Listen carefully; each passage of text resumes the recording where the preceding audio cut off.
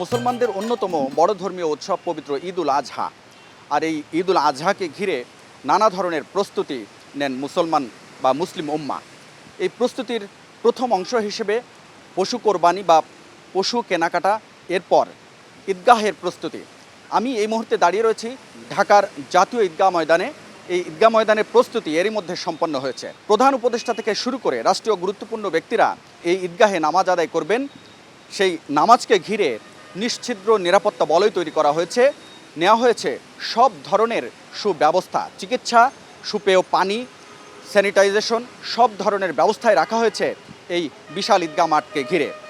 ঈদের দিন নারী পুরুষ সব শ্রেণী পেশার মানুষ কাঁধে কাঁধ মিলিয়ে এই ঈদগাহ মাঠে এসে শান্তিপূর্ণভাবে ঈদের নামাজ আদায় করবেন, এমনটাই প্রত্যাশা। সুতরাং চলুন দেখে আসা যাক জাতীয় ঈদগাহের প্রস্তুতির সবশেষ অবস্থা।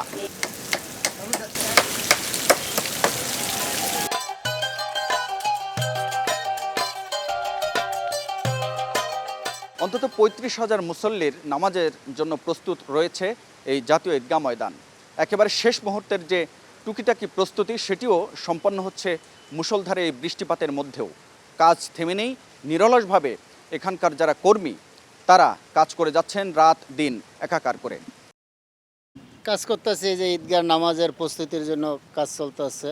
এটা চলতেছে 20 দিন ধরে। এটা আনন্দ লাগতেছে, এত বড় মাঠে ঈদগাহ মাঠে কাজ করতেছে, এটা একটা আনন্দজনক। এই যে বৃষ্টি হচ্ছে, বৃষ্টিতে কি পানি পড়বে না? ইনশাল্লাহ পড়বো না। এটা যদিও একটু খারাপ লাগে, তারপরও কিছু করার নাই, কারণ হচ্ছে দেশের স্বার্থে এবং করতে হয়।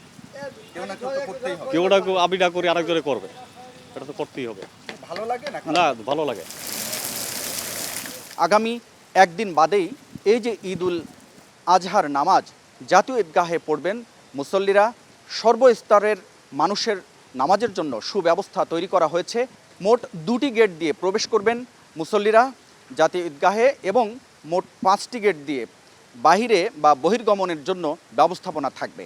এই জাতীয় ঈদগাহে নারী এবং পুরুষ সব মিলিয়ে অন্তত ৩৫,০০০ মানুষ কাঁধে কাঁধ মিলিয়ে ঈদের নামাজ আদায় করবেন। তো 250 ভিআইপি অর্থাৎ রাষ্ট্রীয় গুরুত্বপূর্ণ ব্যক্তিদের জন্য নামাজের ব্যবস্থা রয়েছে।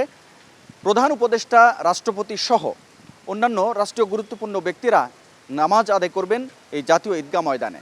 কোনো ধরনের আগ্নেয়াস্ত্র, গ্যাস লাইট কিংবা কোনো ধরনের ছুরি কাঁচি নিয়ে এই ঈদগাহ ময়দানে প্রবেশ করা যাবে না বলে আমাদেরকে জানিয়েছেন ঢাকা দক্ষিণ সিটি কর্পোরেশনের প্রশাসক। ঈদগাহ মাঠ পরিদর্শন শেষে তিনি আমাদেরকে বলেছেন যে কোনো ধরনের নিরাপত্তার ত্রুটি এখন পর্যন্ত নেই। এই জাতীয় ঈদগাহ ময়দানে সকাল 7:30টায় ঈদের প্রধান নামাজ অনুষ্ঠিত হবে। যদি বৈরী আবহাওয়ার কারণে এখানে ঈদ জামাত ব্যাহত হয়, সেক্ষেত্রে বাইতুল মোকাররম জাতীয় মসজিদে ঈদের নামাজ সকাল 8টায় স্থানান্তরিত করা হবে। যদিও আবহাওয়া অধিদপ্তরের তথ্য মতে ঈদের দিন ঢাকায় বৃষ্টি হওয়ার সম্ভাবনা নেই, আলো ঝলমলে থাকবে বলে আবহাওয়ার পূর্বাভাসে বলা হয়েছে। তবে রাজধানীর বাহিরে 3টি বিভাগে বৃষ্টির পূর্বাভাস দেওয়া হয়েছে।